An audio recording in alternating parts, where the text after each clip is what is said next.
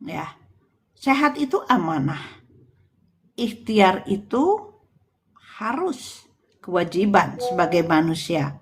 Ikhtiar yang bagaimana? Ikhtiar yang optimal dan tuntas. Oleh karena itu, berkaitan dengan gangguan pencernaan, gejalanya sebetulnya mudah.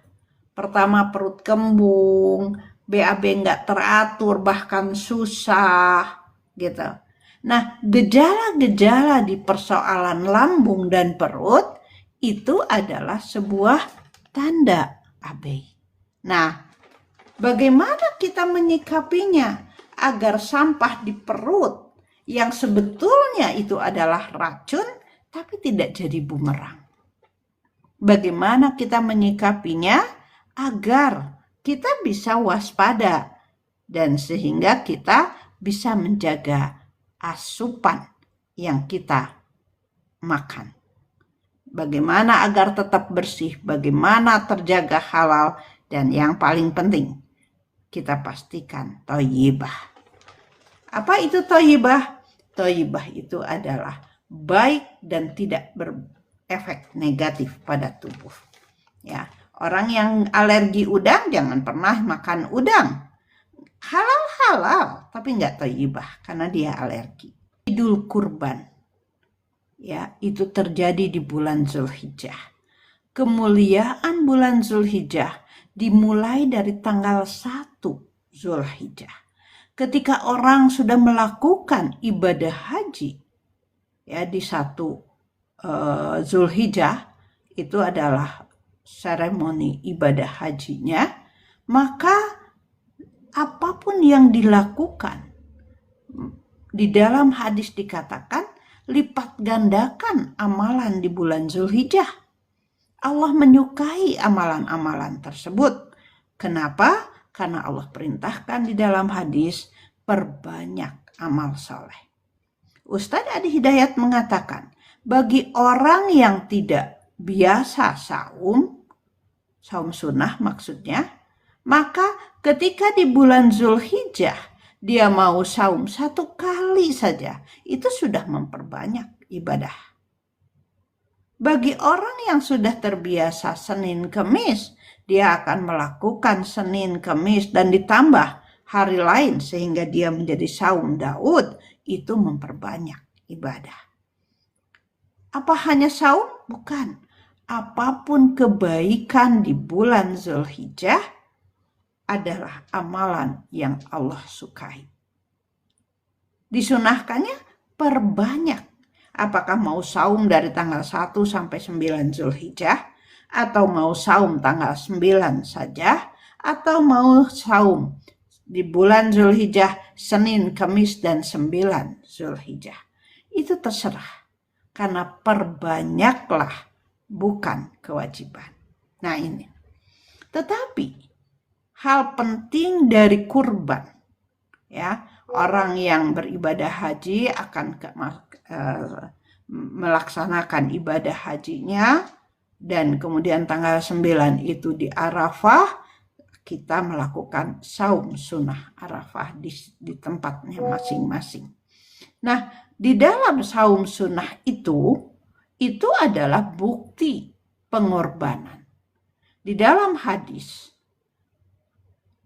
yang dijelaskan oleh Rasulullah, dikatakan bahwa jangan kau dekati tempat sholatmu jika engkau tidak berkurban. Seakan ibadah kurban adalah sebuah kewajiban. Seakan. Artinya apa? Kesiapan berkurban di hadapan Allah menjadi sebuah kesadaran, sebuah tuntutan. Aku hamba Allah. Apakah kurban itu harus 1 ekor kambing, 1 ekor sapi? Di dalam kisah Rasulullah pernah berkurban dengan 1 ekor kambing untuk atas nama dirinya, atas nama keluarganya, dan atas nama umat muslimin yang tidak bisa berkorban. Artinya bahwa kesiapan berkorban adalah kesiapan pengabdian kepada Allah. bukan jumlahnya. Bahkan di dalam surat Al-Hajj dikatakan darah dan daging tidak sampai kepada Allah. Jadi bukan kurban itu darah dan dagingnya, bukan itunya, tapi ketakwaannya. Artinya pada saat kita menyerahkan hewan kurban yang siap disembelih, maka kita kemudian mengatakan Bismillahi Allahu Akbar, begitu kata penyembelih, maka kita yang berkurban berkata, Robbi, darahku, hidupku, matiku, siap aku persembahkan untukmu. Inilah pengorbananku. Nah ini ruh dari kurban. Kebahagiaannya tak terhingga buat semua orang yang ingin berkurban, ya, buat semua orang yang bisa berkurban, buat semua orang yang gak kurban, tapi dia ingin berkurban, ikutlah menyaksikan hewan kurban orang lain. Datangi penyembelihan, lalu ikrarkan hati kita, ketaatan kita, ketakwaan kita kepada Allah. Saya melihat hewan kurban disembelih dan saya nyatakan, ya Allah, saya ikuti sebagaimana Nabi Ibrahim menyembelih Nabi Ismail. Saya usahakan keikhlasan, ketakwaan, penyerahan, pengorbanan kepada Allah. Robbi, darah itu adalah kesiapan darahku. Keikhlasan aku dalam pengabdian kepadamu. Ya, jadi ketika kita kan kita punya niat, tapi kita punya keterbatasan. Saya nggak bisa kurban karena saya nggak punya dana. Seberapa nggak punya dana? Yang tahu kan cuman kita dan Allah pasti. Ada. Makanya kemarin saya udah berazam. Saya harus kurban nih. Saya harus kurban karena nikmat yang Allah beri banyak ke saya. Rasanya tanda syukur saya adalah kurban. Saya itu baik-baik duit saya. Udah saya segini bisa. Saya sisihkan dari awal. Sehingga belum masuk Dzulhijjah udah saya sisihkan. Nah, saya yang terlambat bertanya ke panitia. Gitu. Saya cuma daftar aja kurban. Begitu saya kurban, saya telepon, saya mau transfer karena ini udah mau deket. Ternyata uangnya kurang. Yang saya siapkan sekian, yang panitia tetapkan lebih. Terus saya bilang, aduh, saya nyiapin segini, gimana ya? Oh, nggak apa-apa, Bu. Nanti subsidi silang aja. Terus, saya transfer kemana? Ke saya aja, baik. Saya udah mau transfer nih. Di situ hati saya gundah. Benarkah saya nggak bisa menambah agar sesuai dengan syarat yang panitia tetapkan?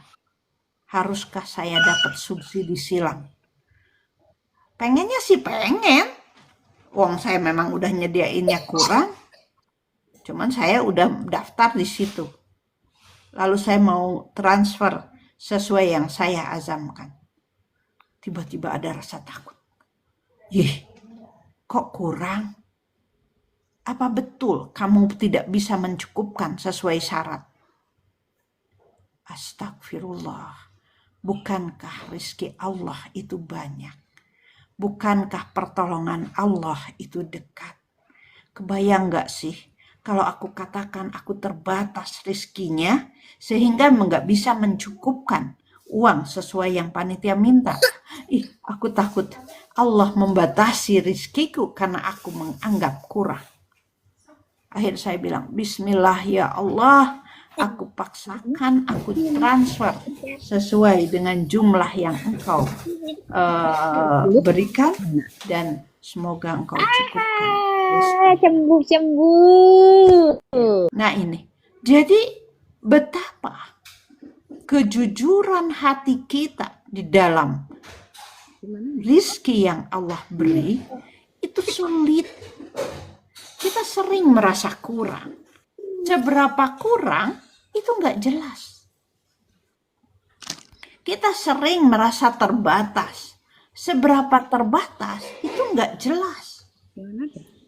Tapi kesempitan hati itulah yang menjadi batas. Nah, inilah yang saya upayakan, saya ubah. Robi, aku paksakan. Saya pakai kata paksa. Aku paksakan, aku taat kepadamu dengan memenuhi syarat dari panitia.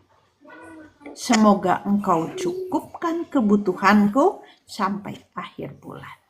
Jadi kesempitan, kegundahan, rasa nggak cukup itu jadi doa.